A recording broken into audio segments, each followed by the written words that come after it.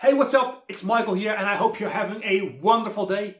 Personally, I am feeling like the North Pole. It is almost 40 degrees here in the Netherlands and I am just melting away here.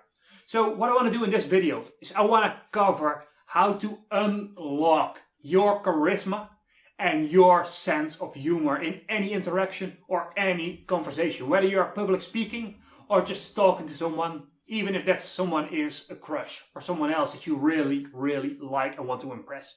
So what I'm going to do in this video is go over the two key aspects of unlocking your charisma and your sense of humor.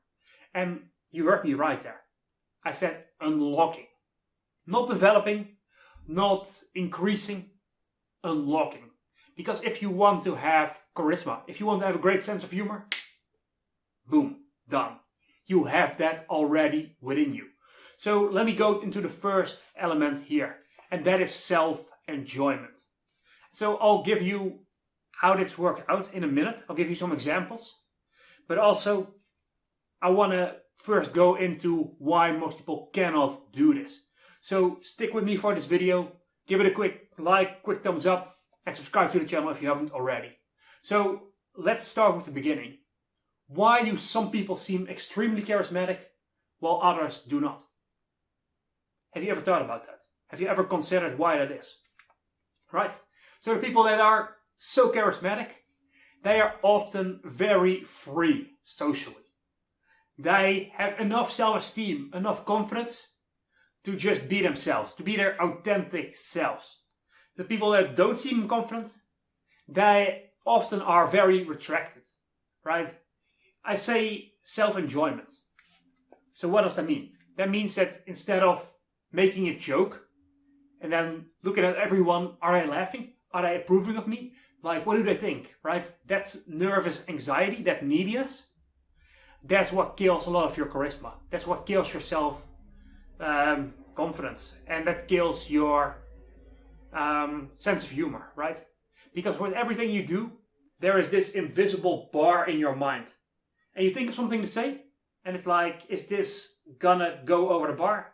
No, it's not. So let's not say it, let's keep quiet, and then think of something else. And then you think of something else, and it's like, it's close to the bar, but not over it, so you keep quiet again. And then something is like, boom, it goes over this bar here, and now you say it, right? You are thinking so much about the words you're gonna say. You're seeking that approval from other people.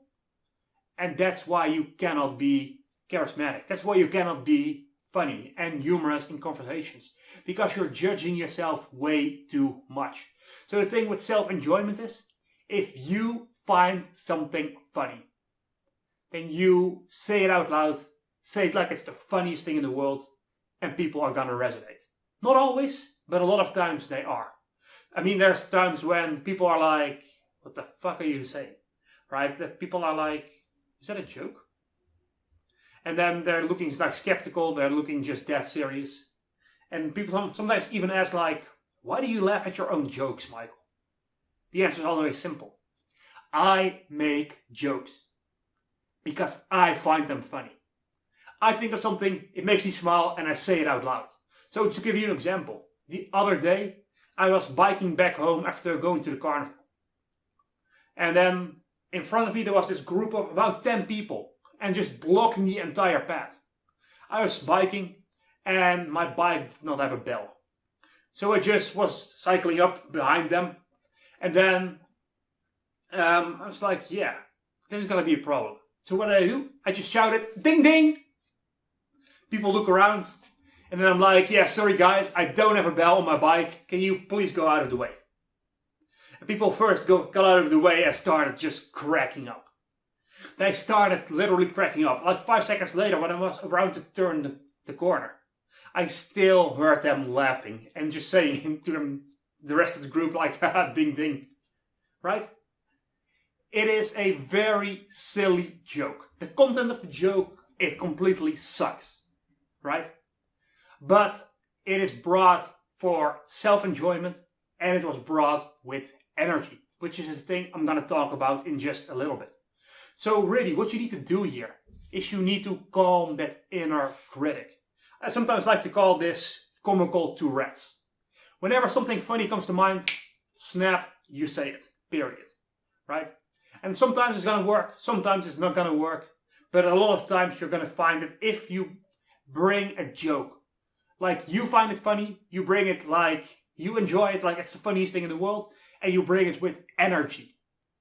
Not the approval-seeking energy of please laugh at my joke, but the energy of I find this amazing. If you bring it with that energy, oftentimes it's gonna resonate with people. Oftentimes it is. Because what you're doing is you're taking your authentic self, you're taking your sense of humor, your charisma, and you're actually letting it shine through. I talked about this bar where you're judging everything you say against that bar.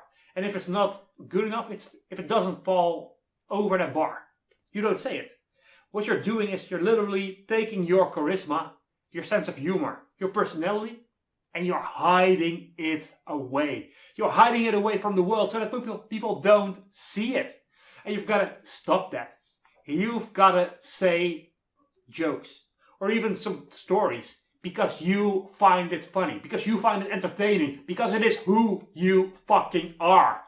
That's why you say it. It's not because of please approve of me. That's not the right energy to have with this. You need to be self-fulfilling in a way with your energy. In a way that if you are the only person who laughs at your jokes, you are perfectly fine with that. That's the energy you've got to have. That's the reason why I say self-entertainment. So now the second thing, and that is energy. So let me just go a bit more quiet here. I'm still going to continue the same story, but now I'm going to sit here like a statue. I'm going to talk a bit more, held back, not that much energized. And right now, even through video, you're probably feeling like, something is off compared to how this guy was talking before. Compared to if I'm just energizing, I'm moving, I am bringing my fullest to the conversation, right? Do you feel the difference? Probably, right? And the thing is, in real life, it is 10 times more intense. So let me give you an example. The other day I met someone that I look up to on YouTube. Julian Blank. YouTube is Julian himself. So look that up. He's someone I learned a lot of these things from. But this, just his energy, it's like almost shaking me up, right? It feels unreal. It's just a completely different level. And I know that higher energy levels, they take some time to develop. It takes some time to get over some of your fears, your insecurities, and to reach that state. But the more energy you put into a conversation, the better it will be received, right? So another example of this. Over my years, even when I was depressed, when I was just socially anxious, like totally fucking loser mode, right? Even at that state, then I still had one moment when when someone would be very enthusiastic to see me. That someone was a dog, like basically any dog. Because here's the thing, when I was meeting people on the streets or face to face, like I'm going this way, they're going that way, I would just look away. I wouldn't dare looking people in the eyes. And if I was saying hi, it's like, hi, like very shy, low energy, nothing at all in terms of excitement. And then on the streets, I see a dog walking by and it's like, oh my God, it's so cute, right? Completely different energy. And so my responses were like directly aligned to that. People, they're like scoffing, they wouldn't even look at me. And dogs, they feel that energy towards them. And it's like, they walk up and they're like jumping on me and like, they want to be pet, that kind of stuff, right? It is all in your energy. And dogs sense that, but people do as well. If you come off as low energy, if you come off as low vibration, low status, people intuitively pick up on that. And so, of course, this is going to be a long journey to really overcome this. And if you want to help with your self-sabotage and really unlocking yourself, go ahead below this video. There's going to be a link where you can get a free training. It's about 47 minutes, so it's very intense. But I'm going to go over the levels of transformation, of completely destroying your self-sabotage, so that you can be more free, so that you don't need that bar to judge things by, right? So go ahead below this video, get this training. And one final thing I'll say here about this bar here, right? You think that you need to say the most profound things to be likable, right? That's not true. It's all about your self-enjoyment and your energy. Because guess what?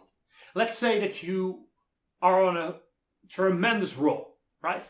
You say all the right things. Everything you say is just top of the line, 10 out of 10 in terms of what you say, the words.